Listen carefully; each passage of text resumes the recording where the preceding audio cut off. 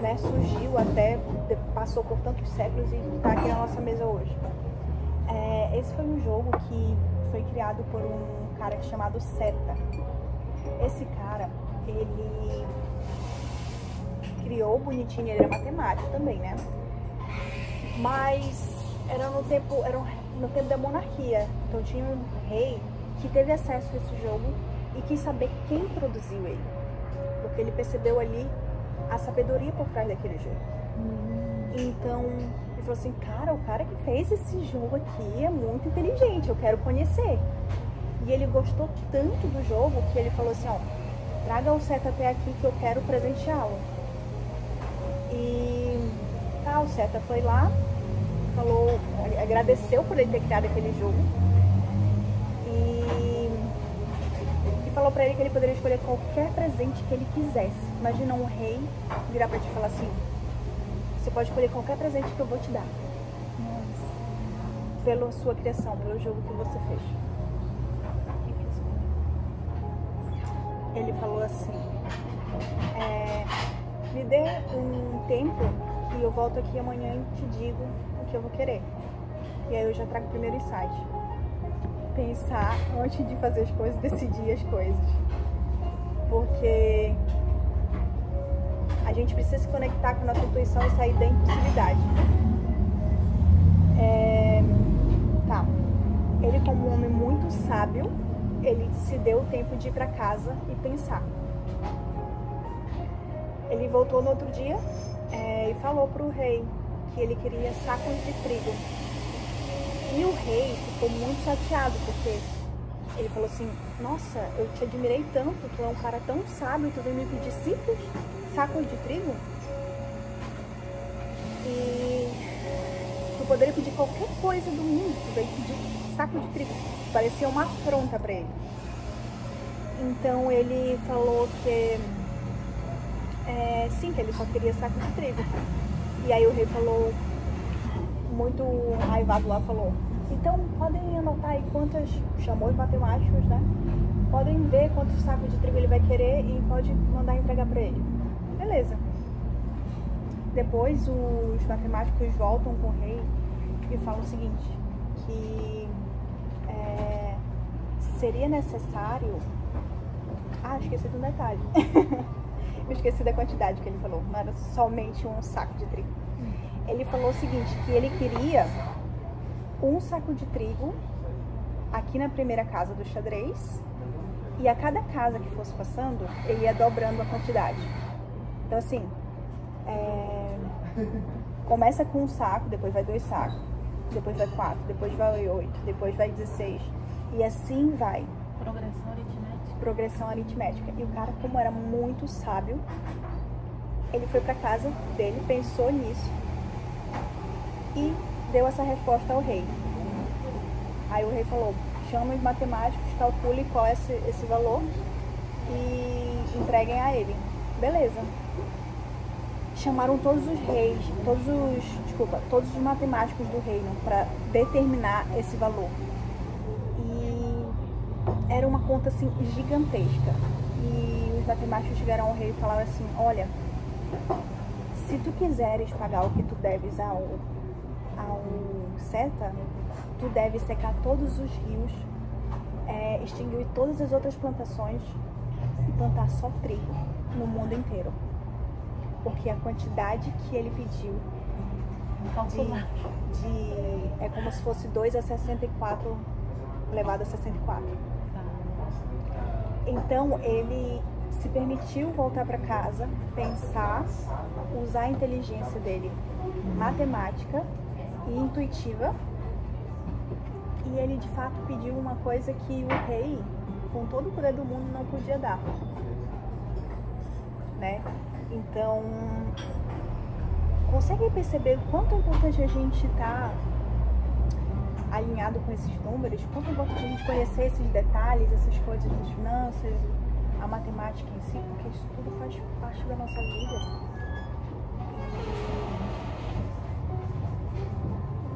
Quando a gente trata de finanças, acontece muito da gente decidir as coisas por impulsividade. tô insatisfeita aqui com o meu trabalho, vou largar tudo e vou, sei lá, ser fotógrafa. Do dia pra noite comprar uma máquina e vai ser fotógrafa. Pode dar certo? Pode dar, até porque nós temos a intuição feminina e a gente geralmente é guiado para as coisas. Então, o que acontece? Quando a gente tem decisões muito impossíveis assim, geralmente a gente está sendo guiada pelo ego. Geralmente é o momento que a gente precisa dar uma quietada, voltar no outro dia, fazer os cálculos, entendeu? E voltar no outro dia. Porque não é que esteja errado, né, o exemplo que eu dei, mas que você pode ser muito mais assertivo, entendeu? Imagina se você pode iniciar uma nova profissão, mas se você pega, faz os cálculos, analisa que estratégia que, ó, tu vai pular, que vai chegar mais perto de onde tu quer chegar para ir mais rápido. Então, quando a gente fala de finanças, é da mesma forma. Ah, eu quero fazer... eu estava até conversando com a Clara sobre isso ontem. Ah, eu quero fazer uma viagem esse mês. Quero fazer uma viagem também mês que vem. Quero fazer 3 viagens a cada 3 meses, digamos.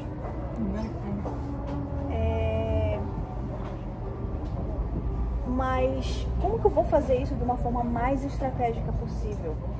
Né? Como que eu posso me retirar, olhar, me intuir, até os números mesmo, se preparar em relação aos números, para tu conseguir ter um custo de oportunidade melhor.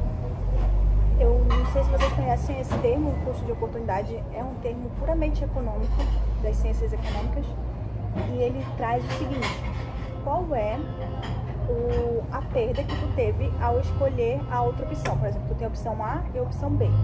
Ah, eu posso escolher bolo de morango ou bolo de chocolate. Qual a perda que eu tenho quando eu escolho o de chocolate e, ao invés de escolher o de morango? Ou vice-versa, qual a perda que eu tenho de escolher o de morango e não o de chocolate? Aí a gente leva para outras partes da vida. Qual é a perda que eu tenho de jogar, por exemplo, esse bispo para cá e não para cá? Entendeu? Aqui eu posso colocar todo o meu jogo em xeque, posso colocar o meu rei em xeque. Então, quando a gente joga aqui, a gente tem que estar atento ao custo de oportunidade das coisas. E quando a gente joga na nossa vida também. Porque, principalmente quando se trata da energia do dinheiro, esse dinheiro aqui que eu vou empregar nessa decisão, ele é a decisão que mais vai me trazer retorno nesse momento? É a decisão que está alinhada com a minha visualização, com o meu desejo? Porque não adianta nada, e inclusive tem aquela frase, né, que não adianta a gente ganhar o mundo terreno e perder os reinos do céu, no sentido disso. Porque muitas vezes a gente vive numa ditadura do sucesso hoje, que diz qual é o carro que tu tem que ter, quais as roupas que tu tem que usar, qual é o corpo que tu tem que ter e os procedimentos estéticos que tu tem que fazer. E se tu não sabe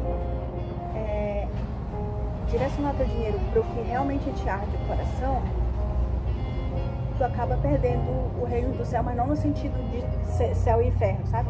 O reino do céu, que é o teu reino, que é tu tendo sucesso com a tua alma, com aquilo que tu veio fazer, entendeu? Então,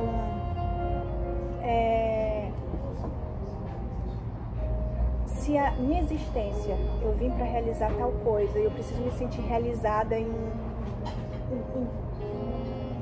construir aquele propósito, só que daí de repente eu me perco na parte material do mundo terreno, né? E aí acaba que acontece aquilo, a gente ganha o mundo material, mas perde o reino dos céus, que é nós mesmos. E, inclusive aqui no xadrez, o próprio rei, que é a peça mais importante do xadrez, ele representa nosso Cristo, nosso ser. E se tu perde o teu ser, ou seja, se tu perde o rei, tu perdeu a jogada. Então, isso é importante a gente entender, porque nossas finanças, elas têm o poder de nos colocar o nosso rei, nosso Cristo em xeque, ou o nosso Cristo em proteção, entendeu? Nosso Cristo de nossa alma. E aí, quando a gente fala ali do rei, por exemplo, mas tá, quer dizer que eu vou estar acabando com o Cristo da outra pessoa? Quer dizer isso? Não quer dizer isso, mas quer dizer que Deus te dá o livre-arbítrio. Tu pode escolher, por exemplo, viajar esse mês ou viajar no próximo. Tu tem o livre-arbítrio. Então, inclusive assim, se você quer viver a experiência do ser em você, ou se você não quer, do ser divino, né? Então, quando a gente domina o rei do outro, também tem essa postura de que Deus nos dá o livre-arbítrio pra gente escolher as coisas que a gente vai fazer. E aí eu quero ouvir vocês, o que vocês podem construir nessa linha de raciocínio para engrossar mais ainda esse caldo, se tiver. Ô Manu, eu tenho uma pergunta que tu falou. Eu tenho uma pergunta sobre o que tu falou. É uma coisa que eu sempre tive curiosidade, mas eu nunca lembrava de falar. Por exemplo, existem pessoas que têm a ver com estratégia e que têm a ver com mentalidade e finanças também. Por exemplo, existem pessoas que falam que precisam primeiro colocar o carro na frente dos bois. Tipo, eu não preciso ter o dinheiro para me construir a casa. É melhor eu começar a obra e eu ir conseguindo dinheiro ao longo. Aí usam discursos assim, que na vida a gente tem que meter a cara, senão a gente nunca vai ter nada. Eu só funciono se primeiro eu me endividar e eu ir pagando, porque senão eu não consigo, guardar antes e comprar depois. E algumas até têm sucesso, porque realmente usa aquilo como uma mola propulsora para conseguir alcançar o objetivo. O que tu acha sobre isso? O que tu, segundo a tua experiência, o que realmente acontece e teria alguma estratégia para esse tipo de pessoas, crenças, sei lá, algo do tipo, para que elas não se coloquem, porque tem algumas que não conseguem, né? Tem umas que conseguem, que realmente quitam, tem sucesso, mas tem outras que se enrolam numa emaranhada de dívidas que